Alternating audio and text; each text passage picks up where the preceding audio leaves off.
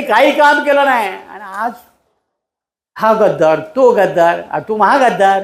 दिलीपराव मोहिते पाटील साहेब असं म्हणाले की अमोल कोल्हे महागद्दार. खरंच समाजसेवक असतो, जो खरा नेता असतो, त्याची जनतेशी नाळ असते. अरे पडलो तरी बेहतर, चल तुझे कामं मी करतो. केली का नाही? आम्ही तुमच्यामध्ये राहिलो, तुमच्या सुखदुःखात राहिलो. अरे ज्यांना निवडून दिलं ते कधी तुमच्या सुखदुःखात आले नाही, ज्यांनी काही काम केलं नाही आणि आज हा गद्दार तो गद्दार आणि तू महागद्दार. तू काय सांगतो आम्हाला? आणि त्यांची हिंमत असेल तर समोरासमोर त्यांनी बसावं. कशाला गप्पा करताय तुम्ही? बोलता येतं म्हणून माणसाने काही बोलू नये. हा तुम्ही तुमच्या कामाच्या जीवावर मागा ना. काय म्हणायचं की मी देण्याकरता एवढा कोट्यावधी रुपयाचा निधी आणला, मला तुम्ही मतं द्या. काय हरकत आहे? दिलीप मोहिते इथं सांगतो मी हो देण्याकरता हे काम केलं ते काम केलं आणि म्हणून तुमच्याकडे मागतोय, मतं मागतोय. हे तर बरोबर आहे का नाही? दिलीपराव मोहिते पाटील साहेब असं म्हणाले की अमोल कोल्हे महागद्दार.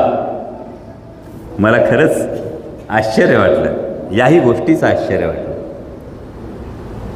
त्यांच्या वयाचा मान ठेवून, त्यांच्या अनुभवाचा मान ठेवून मी खूप प्रामाणिकपणे त्यांना सांगू इच्छितो की शेतकऱ्यांचं उत्पन्न दुप्पट करण्याचं आश्वासन देऊन त्याच्या ताटात माती कालवणं ना, हे जे भारतीय जनता पक्षानं केले त्याला गद्दारी म्हणतात.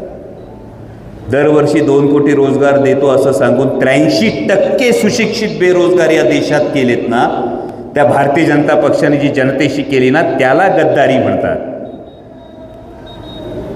दिल्लीच्या सीमांवर जेव्हा शेतकरी आंदोलन करत असतात तेव्हा मंत्र्याचा पोरगा गाडीखाली शेतकऱ्यांना चिरडतो, याला जनतेशी गद्दारी म्हणतात.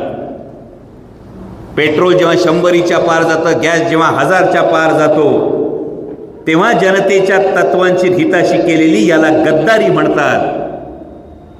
आणि ही गद्दारी उघड्या डोळ्यांनी दिसत असताना सुद्धा केवळ स्वार्थासाठी आणि कारवायांपासून वाचण्यासाठी त्यांच्याच मांडीवर बसून त्यांचीच पालखी व्हायची, याला महागद्दारी म्हणतात. एवढी गोष्ट लक्षात ठेवा.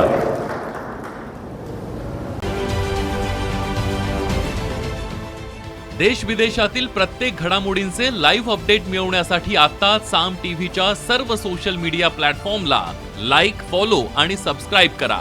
तसंच सर्व नोटिफिकेशनसाठी बेल आयकॉन प्रेस करायला विसरू नका.